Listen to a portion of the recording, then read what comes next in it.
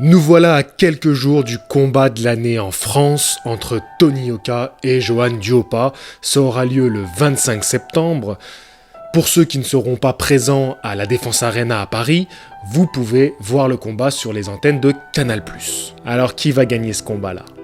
Ah, c'est le moment d'en parler. Ah voilà, il faut se mouiller les gars, il faut se mouiller. Avant de commencer cette vidéo, je demande à Tony Yoka et Johann Duhaupas de ne pas regarder cette vidéo. Je veux pas vous spoil les gars, je veux pas que vous connaissiez le résultat avant de monter sur le ring. Alors vous ne regardez pas cette vidéo. Et surtout, je veux rester en bon terme avec vous.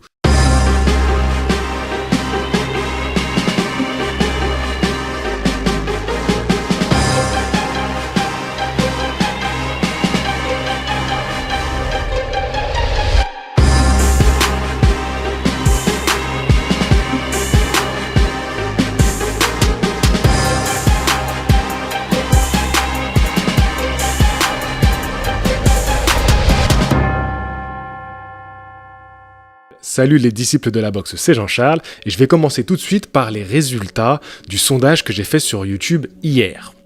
Alors, vous avez donné à la majorité Tony Yoka vainqueur. Il y a 35% qui le voient gagner par KO, 32% qui voient Yoka au point, ensuite 21% voient Duhaupas par KO, 9% voient Duhaupas au point, et enfin 3% imaginent un match nul. Peut-être les indécis. Il y a eu quand même quasiment 1500 votants, c'est pas mal, c'est vraiment très bien. C'est un combat autour duquel il y a beaucoup d'engouement. On va passer au profil des boxeurs. Donc d'abord, on a Johann Duhaupas, 39 ans, 1m95. Son poids maximum pour un combat a été de 113 kg et le poids minimum de 101 kg. Ah, je suis précis. Il comptabilise 38 victoires, 25 remportées par KO, 5 défaites et aucun match nul. Il faut savoir qu'il a boxé partout dans le monde, en France, au Luxembourg, en Algérie, au Maroc, au Panama, au Japon, en Allemagne, en Russie, aux USA, à Monaco et en Finlande. Au Panama, il a même boxé dans l'Arena Roberto Duran. C'est quand même sympa comme nom, c'est quand même la classe. Il peut dire qu'il a fait ça. Il a un profil vraiment de baroudeur. Il a fait des gros combats, des combats difficiles. Et sa qualité première, c'est que c'est un boxeur au grand cœur, c'est un boxeur brave, c'est un boxeur qui encaisse les coups. Très très dur au mal. Donc oui, il a 5 défaites. Seulement 2 se terminent avant la limite, mais il faut expliquer dans quelles conditions elles se sont faites ces 2 défaites. La première était en 2015, Deontay Wilder est champion du monde WBC, et Duhaupas est l'outsider. Est le challenger du champion. Il arrive en inconnu et il va se faire un nom dans le monde de la boxe poids lourd ce jour-là. Il va se faire un nom parce que le Deontay Wilder, au moment de ce combat-là, il est invaincu avec 34 victoires, dont 33 remportées par KO. Deontay Wilder, si vous ne le savez pas encore, c'est l'un des plus gros punchers de l'histoire des poids lourds. Et là, c'est les chiffres qui parlent. Comprends-tu ? L'arbitre finira par arrêter Duhaupas dans le 11e round, donc quand même il a tenu, et il finira debout. Ça c'est à noter, il finira debout et il donne du fil à retordre à Deontay Wilder. Le deuxième KO de Duhaupas, qui est aussi entré dans l'histoire de la boxe française, c'est en 2016. Il va affronter Alexander Povetkin, là aussi dans des conditions bien... Et là c'est vraiment très particulier. Vous devez connaître l'anecdote, mais ça fait quand même du bien de la dire encore une fois, n'était pas prévu à l'affiche de ce combat-là. Alexander Povetkin, par 2 fois, son combat se voit annulé car il est pris pour dopage. Le premier combat aurait dû être contre Deontay Wilder, ils auraient dû faire une grosse affiche en Russie, ça aurait été le premier gros test de la carrière de Wilder. Finalement, le combat ne va pas se faire. Puis Berman Stiverne devait aussi affronter Alexander Povetkin. Ça ne se fait pas non plus parce qu'on apprend que le Povetkin, il est dopé. Il est bien dopé. Et comme c'était une grosse organisation en Russie, qu'ils avaient prévu vraiment le truc énorme, remplacement de dernière minute, ils proposent à Duhaupas. Et Duhaupas, bien sûr, prévenu la veille, « Ok, on y va. Ouais, vas-y, moi je monte sur le ring, qu'est-ce qu'il y a ?»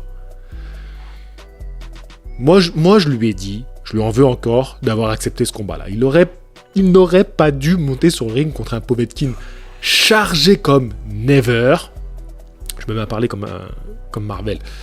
Vraiment dopé, vraiment en mode cyborg.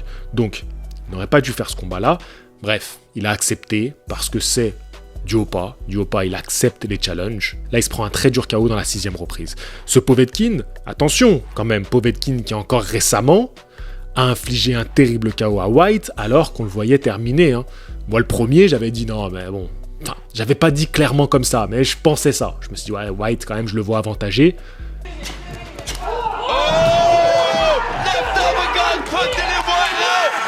Et sacré KO. Donc, on a un terrible encaisseur. On a un mec qui n'est pas à prendre à la légère. Et surtout, on a un gars sur qui on doit mettre du respect. On doit mettre du respect sur le nom de Duhaupas. Bien sûr, je pourrais entendre que ces combats-là, c'était il y a un moment. 2015, 2016, ok, maintenant, le temps est passé, il n'est plus dans la même forme. Rappelez-vous, en avril 2018, Duhaupas affronte aux États-Unis Jarrell Miller. À ce moment-là, il compte 20 victoires, 18 remportés par KO, un match nul.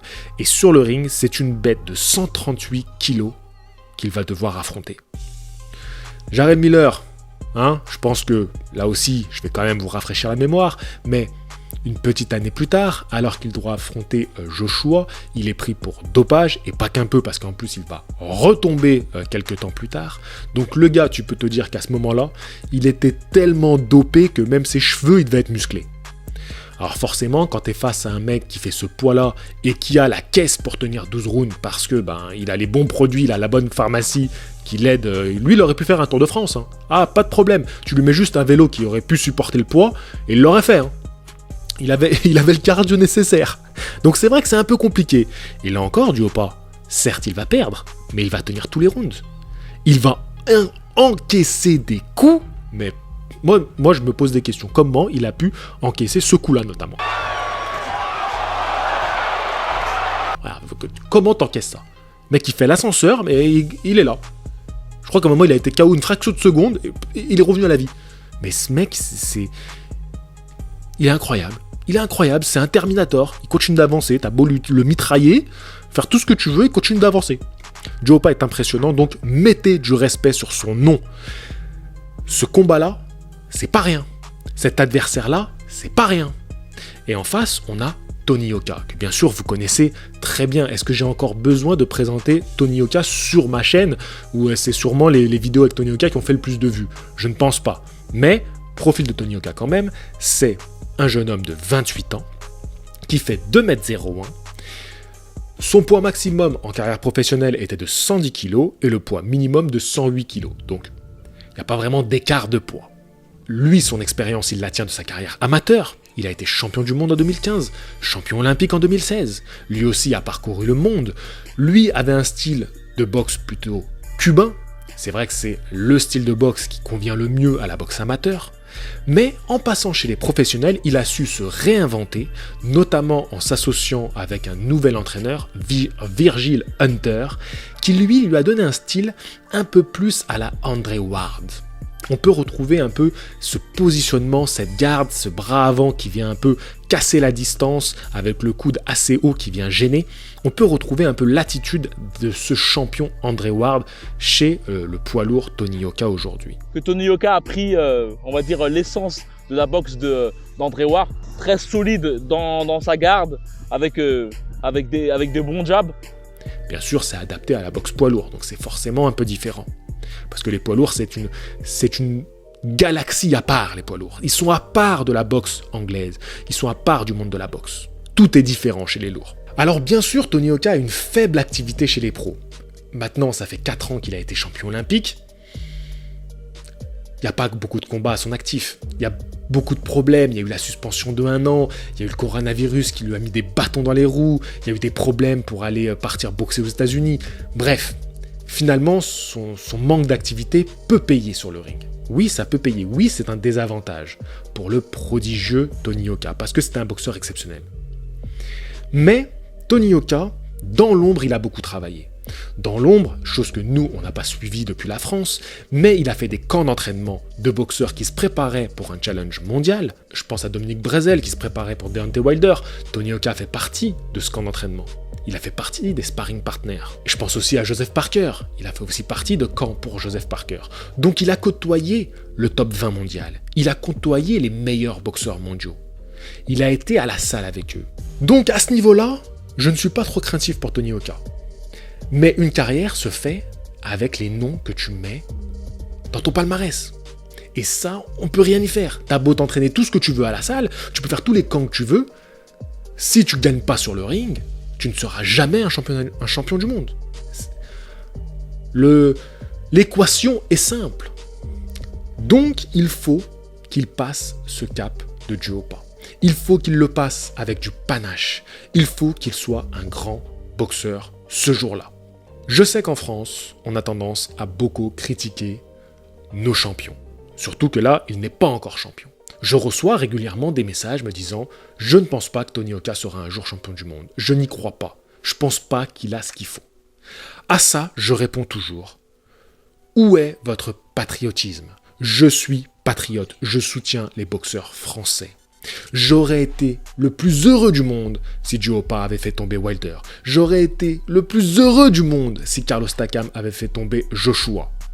Et donc, je supporte Tony Yoka également.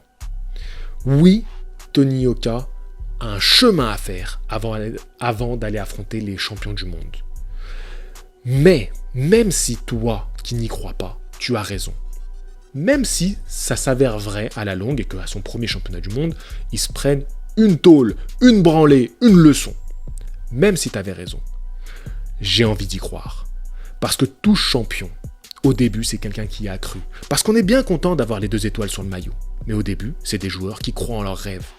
Au début, c'est une équipe à qui on va dire « Oh mais non, j'aurais changé l'entraîneur. Oh, j'aurais pas mis lui en attaque. Oh, ce goal-là, c'est moyen quand même. Oh, mais lui, il est trop vieux, celui que vous avez mis au milieu là. » C'est toujours ça. Mais, ceux qui vont gagner, c'est ceux qui y croient. C'est ceux qui donnent tout. Donc je suis supporter de tous les boxeurs français qui veulent atteindre le Graal, la ceinture de champion du monde. Je les soutiens tous, à fond.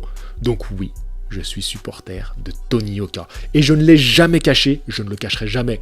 Je suis patriote dans le sport, à fond. À partir de là, on se tait. Excuse-moi de parler comme ça.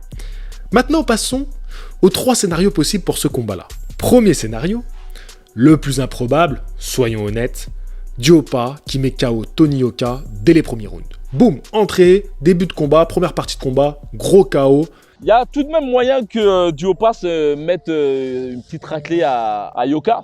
C'est tout à fait plausible. Et là, on se dit, bon Tony Yoka, il avait peut-être pas le menton nécessaire, c'est terminé. Pour moi, c'est le scénario le plus improbable.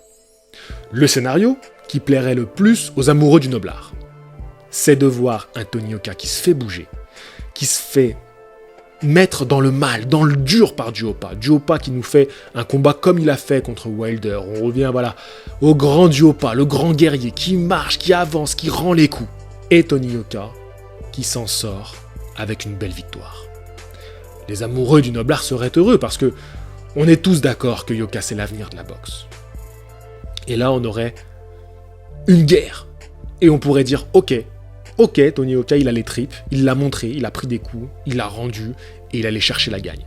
Ça, c'est le scénario idéal pour les amoureux du noblard. Et puis, il y a le scénario que je pense le plus probable, avec un Tony Yoka qui va finir par obtenir une victoire avant la limite. Sûrement en deuxième partie de combat, parce que n'oubliez pas que Duhaupas, c'est quand même un gros menton, et qu'il va être préparé pour ce combat-là.